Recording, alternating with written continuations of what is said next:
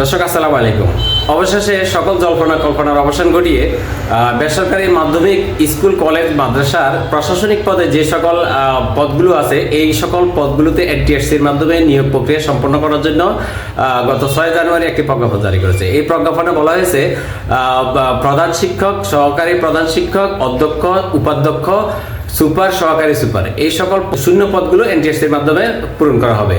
6 জানুয়ারি একটি চক দিয়েছে, ওই চকের মাধ্যমে কিছু তথ্য চেয়েছে তারা কোন কোন প্রতিষ্ঠানে এই পদগুলো খালি আছে। সচেতন নাগরিক তারা কিন্তু চেয়েছিল যে এভাবেই নিয়োগ প্রক্রিয়াটা সম্পন্ন হোক।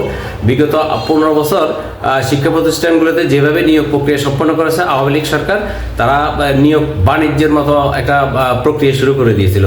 তো এটা যদি করা হয় তাহলে ভবিষ্যতে কিন্তু এই নিয়োগ বাণিজ্য তারা অন্তত বন্ধ হবে। যারা এই প্রক্রিয়া করার জন্য অর্থাৎ প্রধান শিক্ষক, সহকারী প্রধান শিক্ষক নিয়োগের ক্ষেত্রে লক্ষ লক্ষ টাকা বাণিজ্য হয়, সেক্ষেত্রে শিক্ষা প্রতিষ্ঠান শিক্ষার গুণগত মান থেকে অনেক পিছিয়ে পড়ে। যারা এনটিআরসির মাধ্যমে যে সকল শিক্ষকরা নিয়োগ হয়েছেন তারা ওই শিক্ষককে মানতে চায় না, কারণ তারা জানে যে সে টাকা দিয়ে নিয়োগ হয়েছে, তার যোগ্যতার বলে কোনো নিয়োগ হয়নি। লক্ষ লক্ষ টাকা তারা পকেট ভারী করেছে আওয়ামী লীগ সরকার এই নিয়োগ বাণিজ্যে। তারা দলীয়ভাবে তো দিছেই, কোনো প্রকারেই মেধার তালিকাটা মেধা পর্যন্ত তারা যাচাই করেনি।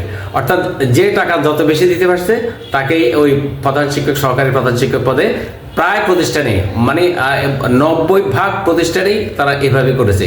যদি দল করে, এরপরে দলের মধ্য থেকেও তারা কোনো প্রকার যোগ্যতা যাচাই করেনি। এভাবেই তারা নিয়োগ দিয়েছিল গত 15টি বছর। ওই শিক্ষকরা কিন্তু বহাল তবিয়তে এখন পর্যন্ত আছে, যারা ওইভাবে নিয়োগ হয়েছে। তারা কিন্তু এখন চুপচাপ আছে। অর্থাৎ তারা যে এইভাবে নিয়োগ হয়েছে তারা কারো কাছে বলতে পারে না, কোনো বড় কথা বলতে পারে না, জোর গলায় তারা প্রাতিষ্ঠানিকভাবে কোনো সিদ্ধান্ত, তাদের সিদ্ধান্ত তারা নিতে পারে না। কারণ ওই যে সবাই বলে আপনার নিয়োগটা কিরকম আমরা তো জানি। তো এই জন্য ওই ওনাদের যেই অ্যাটিচিভমেন্ট থাকার কথা প্রতিষ্ঠানে, ওটা ওনারা দেখাতে পারেন না, কারণ সকলের নিকট, একজন কর্মচারীর নিকটও তারা ছোট হয়ে থাকে।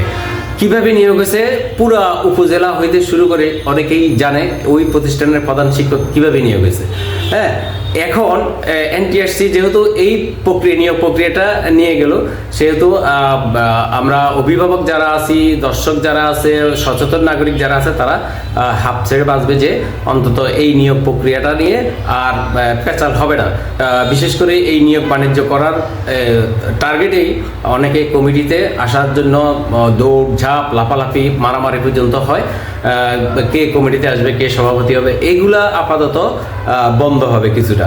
এখন আমরা চাই প্রত্যেকটা প্রতিষ্ঠান শিক্ষার যে গুণগত মান পরিবর্তন, নকল মুক্ত পরিবেশে শিক্ষা পরীক্ষার ব্যবস্থা, এগুলো বাস্তবায়ন করা হবে ইনশাল্লাহ, যদি এনটিআরসির মাধ্যমে শিক্ষক, প্রধান শিক্ষক, সহকারী প্রধান শিক্ষক মানে প্রশাসনিক পদে যদি এইভাবে নিয়োগ হয়ে আসে।